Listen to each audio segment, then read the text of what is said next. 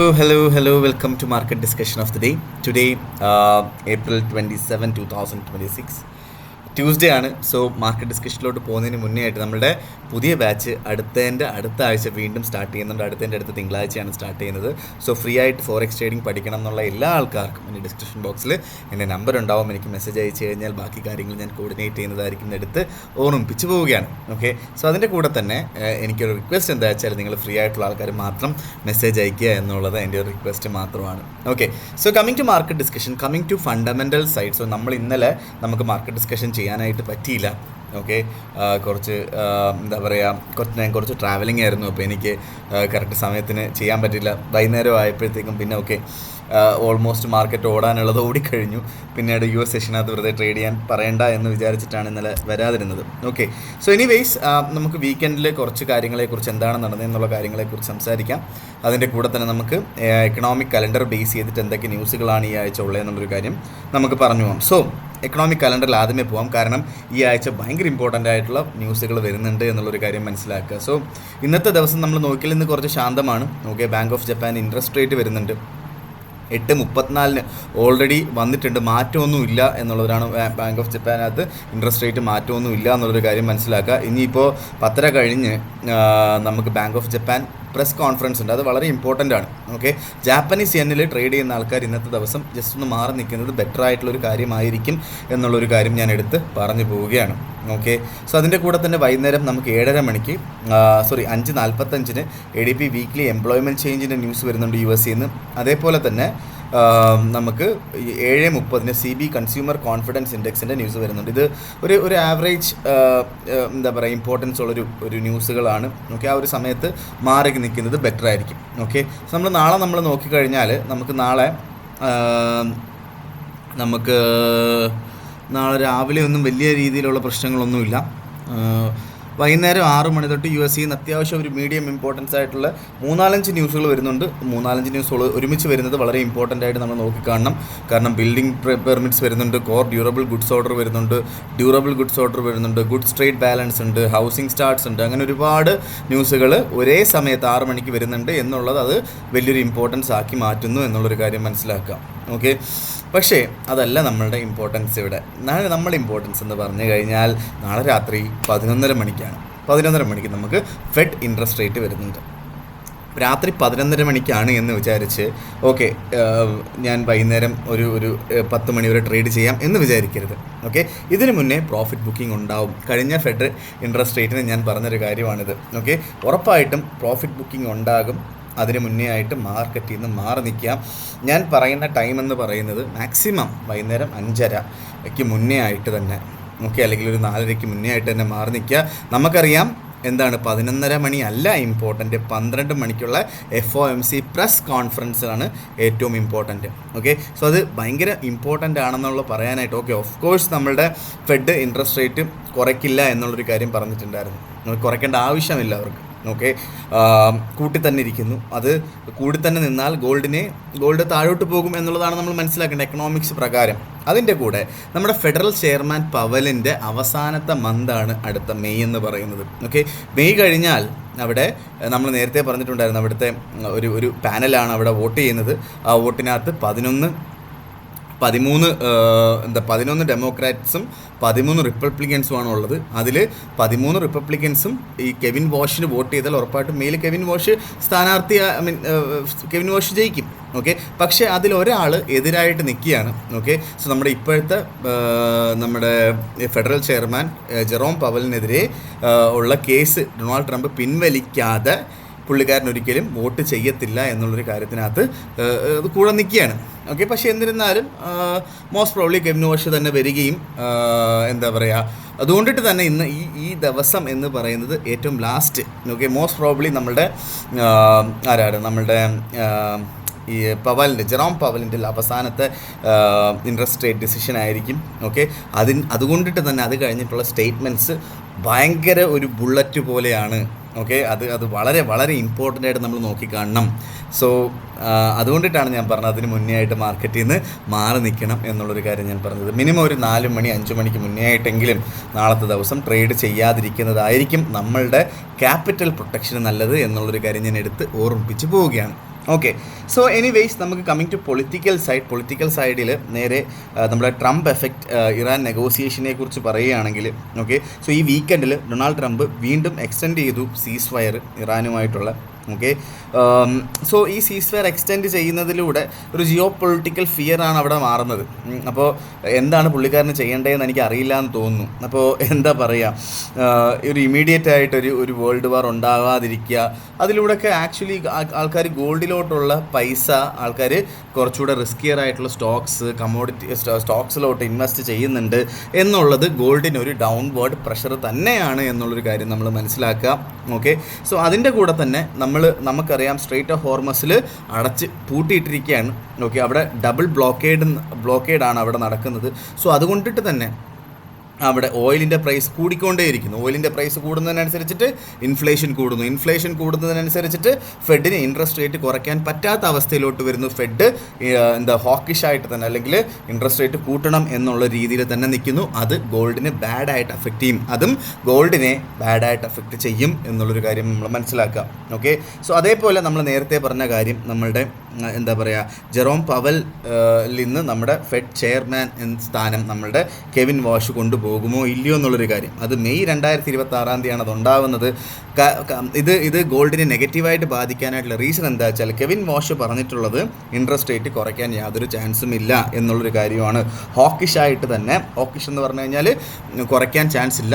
കുറേ കാലത്തേക്ക് up trend മുകളിൽ തന്നെ നിർത്തും എന്നുള്ളൊരു കുറയ്ക്കാതെ മുകളിൽ തന്നെ നിർത്തും എന്നുള്ളതാണ് അതിനകത്ത് നിന്ന് മനസ്സിലാക്കേണ്ടത്. ഓക്കെ.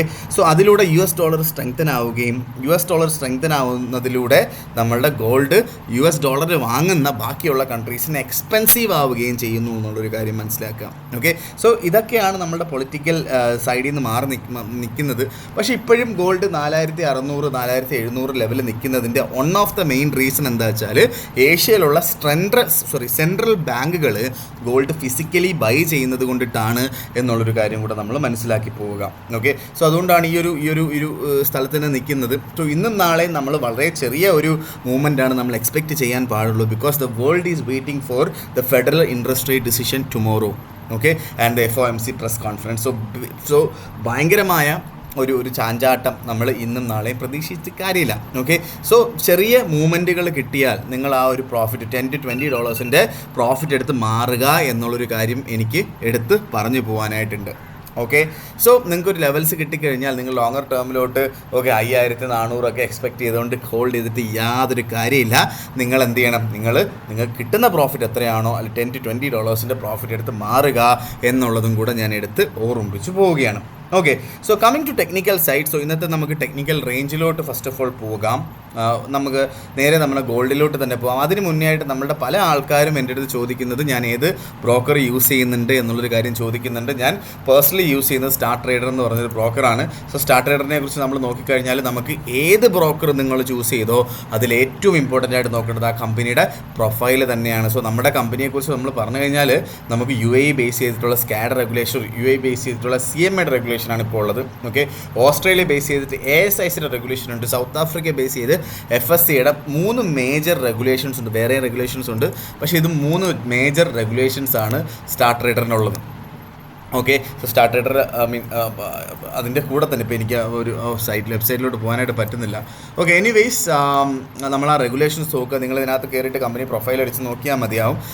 ഇൻഷുറൻസിലോട്ട് പോയി കഴിഞ്ഞാൽ $100,000 വരെ ലോയിഡ്സ് ബാങ്ക് പ്രൊട്ടക്റ്റ് ചെയ്യുന്നുണ്ട്. അതിൻ്റെ കൂടെ തന്നെ നമുക്ക് NBA സ്പോൺസേഴ്സാണ്. കഴിഞ്ഞ വർഷത്തെ ഏഷ്യ കപ്പിൽ അല്ലെങ്കിൽ ഈ വേൾഡ് കപ്പിൽ UAE ടീമിനെ സ്പോൺസർ ചെയ്ത സ്റ്റാർ ട്രേഡർ ആയിരുന്നു. അതിൻ്റെ കൂടെ ഏറ്റവും ഇമ്പോർട്ടൻ്റ് ആയിട്ടുള്ള നമ്മുടെ പ്രൊമോഷനാണ്. ആദ്യത്തെ യൂറോപ്യൻ ക്ലയൻസ് ആണെങ്കിൽ $1,000 വരെ ഉള്ളതിൻ്റെ 100% ബോണസും അതിൻ്റെ കൂടെ എപ്പോഴൊക്കെ ഡെപ്പോസിറ്റ് ചെയ്യുന്ന അപ്പോഴൊക്കെ 20% ബോണസും കമ്പനി തരുന്നുണ്ട്. രണ്ടാമത്തെ കാര്യം, നമ്മൾ ഇന്ത്യൻ ക്ലയൻസ് ആണ് അല്ലെങ്കിൽ യൂറോപ്പിന് പുറത്തുള്ള ആൾക്കാരാണെങ്കിൽ എല്ലാ ആൾക്കാർക്കും ആദ്യത്തെ $500 50% ബോണസും ടോട്ടൽ എത്രയാണോ ഡെപ്പോസിറ്റ് ചെയ്യുന്നത് അതിൻ്റെ 20% ബോണസും തരുന്നുണ്ട്. എപ്പോഴൊക്കെ ഡെപ്പോസിറ്റ് ചെയ്യുന്നു അപ്പോഴൊക്കെ 20% ബോണസ് കമ്പനി തരികയും ചെയ്യും. ഓക്കെ. സോ സ്റ്റാർ ട്രേഡിൽ നിങ്ങൾക്ക് അക്കൗണ്ട് എടുക്കണം എന്നുള്ള ആൾക്കാർക്ക് എൻ്റെ ഡിസ്ക്രിപ്ഷൻ ബോക്സിൽ ഞാൻ ലിങ്ക് കൊടുത്തിട്ടുണ്ട്. അപ്പോൾ പ്രത്യേകം എടുത്ത് പറയാനായിട്ടുള്ളൊരു കാര്യം, നമ്മുടെ UAE കസ്റ്റമേഴ്സിന് പ്രത്യേകം ലിങ്കാണ്, അത് നോക്കി തന്നെ എടുത്ത് പോവുക. അതിനുശേഷം നിങ്ങൾ ഡയറക്റ്റ്ലി എന്നെ വിളിച്ചു കഴിഞ്ഞാൽ ഞാൻ നിങ്ങളുടെ ഒരു ബിസിനസ് ഡെവലപ്മെൻറ്റ് മാനേജറായിട്ട് ആക്ട് ചെയ്യും എന്നുള്ളൊരു കാര്യം കൂടെ ഞാൻ എടുത്ത് ഓർമ്മിച്ച് പോവുകയാണ്. Okay, so coming to market discussion, coming to technical side, first of all നമുക്ക് USD, I mean gold X I U S ഡിയിലോട്ട് തന്നെ പോവാം. Okay, X I U S ഡിയുടെ അല്ലെങ്കിൽ ഗോൾഡിൻ്റെ current price 1 lot of gold is equal to 4,663.77 ഇപ്പോൾ ഗോൾഡിൻ്റെ price നിൽക്കുന്നത്. സോ ഇന്നത്തെ റേഞ്ച് എനിക്ക് എക്സ്പെക്ട് ചെയ്യുന്നത് before US session we are expecting A range of around lower സൈഡിൽ ഒരു 4,640 ടു അപ്പർ സൈഡിൽ ഐ മീൻ മാക്സിമം കേട്ടോ 4,657 ലെവലിലൊക്കെ അവിടെ സപ്പോർട്ട് ചെയ്യേണ്ടതാണ്. ഓക്കെ, മാക്സിമം പോയി കഴിഞ്ഞാൽ 4,640 വരെ പോയേക്കാം. ഓക്കെ, അപ്പർ സൈഡിൽ 4,700 4,695 മാക്സിമം പോയി കഴിഞ്ഞാൽ 4,720 വരെയൊക്കെ മാർക്കറ്റ് പോയേക്കാം. ഇതാണ് ഇന്നത്തെ ഗോൾഡിൻ്റെ റേഞ്ച് എക്സ്പെക്റ്റ് ചെയ്യുന്നത്. ഓക്കെ, സോ നേരെ നമ്മളുടെ ഓക്കെ, സോ ഇന്നത്തെ ഗോൾഡിൻ്റെ കാര്യത്തിനെക്കുറിച്ച് നമുക്ക് ഓപ്പർച്യൂണിറ്റീസിനെ കുറിച്ച് ജസ്റ്റ് ഒന്ന് പറഞ്ഞു പോകാം. പുതിയ ആൾക്കാർ ഇതിനകത്ത് കാണുന്നുണ്ടെങ്കിൽ ഈ റേഞ്ചുകളൊക്കെ എഴുതി വെക്കുക. ഓക്കെ, US സെഷന് മുന്നേ ആയിട്ട് മാറി നിൽക്കുക. അപ്പോൾ എന്തായാലും നമുക്ക് നേരെ നമ്മളുടെ ട്രെൻഡിലോട്ട് പോകാം. ഒരു സ്ലൈറ്റ്ലി ബെയറിഷ് ട്രെൻഡാണിത് നമ്മുടെ ഗോൾഡിൽ നടക്കുന്നത്. സോ സപ്പോർട്ട് സോൺ മിക്കവാറും ഒരു 4,657 ടു 70 അടുത്തൊരു സപ്പോർട്ട് സോൺ ഉണ്ട്. അവിടുന്ന് റീബൗണ്ട് ചെയ്ത് മുകളിലോട്ട് പോകാനാണ് പോസിബിലിറ്റി ഉള്ളത്. 4,660 അവിടെ നമുക്ക് വേണമെങ്കിൽ ബൈ ചെയ്ത് മുന്നോട്ട് പോകാം. ഇത് ഒരു സ്കാൽപ്പിംഗ് അല്ലെങ്കിൽ ഇന്നത്തെ ദിവസം എന്താ പറയുക ഇൻട്രാഡേ പോലെ ചെയ്ത് പോകാനായിട്ടുള്ളത്. ഹോൾഡ് ചെയ്യരുത്, $10-20 പ്രോഫിറ്റ് എടുത്ത് മാറുക. ഓക്കെ, സോ എനിവേയ്സ് നമ്മളുടെ 4,600 ലെവൽ 4,665 റേഞ്ചിൽ ബൈ ചെയ്ത് മുന്നോട്ട് പോയി. ഈ ഒരു പോയിൻ്റല്ല, ഈ ഒരു പോയിന്റിൽ വേണമെങ്കിലും ബൈ ചെയ്ത് പോകാം കേട്ടോ. ഓക്കെ, സ്റ്റോപ്പ് ലോസ് 4,640 താഴെയായിട്ട് സ്റ്റോപ്പ് ലോസ് വെക്കേണ്ടി വരും. ഓക്കെ, ടേക്ക് പ്രോഫിറ്റ് 4,695 നമുക്ക് ഫസ്റ്റ് TP വെക്കാം. ഇല്ലെങ്കിൽ നിങ്ങൾ $20 ടേക്ക് പ്രോഫിറ്റ് എടുത്ത് പോവുകയും ചെയ്യാം. ഓക്കെ, സോ ബേസിക്കലി എനിക്ക് പറയാനായിട്ടുള്ള കാര്യം എന്താ വെച്ചാൽ മാർക്കറ്റ് 4,640 താഴെയായിട്ട് ബ്രേക്ക് ചെയ്ത് താഴെ പോയി സസ്റ്റെയിൻ ചെയ്താൽ ഓക്കെ അവിടുന്ന് പിന്നീടൊരു സെൽ ഓപ്പർച്യൂണിറ്റി ആയിരിക്കും. അവിടുന്ന് മാർക്കറ്റ് താഴോട്ട് പോകാനായിട്ടുള്ള പോസിബിലിറ്റിയാണ് കൂടുതലുള്ളത് എന്നുള്ളൊരു കാര്യം മനസ്സിലാക്കി വേണം നമ്മൾ ട്രേഡിലോട്ട് ഇറങ്ങാനായിട്ട്. ഓക്കെ, സോ അതാണ് എനിക്ക് വളരെ ഇമ്പോർട്ടൻ്റ് ആയിട്ട് പറയാനായിട്ടുള്ളൊരു കാര്യം എന്ന് പറഞ്ഞു കഴിഞ്ഞാൽ. ഓക്കെ, സോ നമുക്ക് നേരെ നമ്മുടെ GBP USDയിലോട്ട് പോവാം. ഓക്കെ, സോ GBP USDയിൽ നമ്മളുടെ ഇന്നത്തെ റേഞ്ച് നമ്മൾ നോക്കിക്കഴിഞ്ഞാൽ GBP USD 1 minute GBP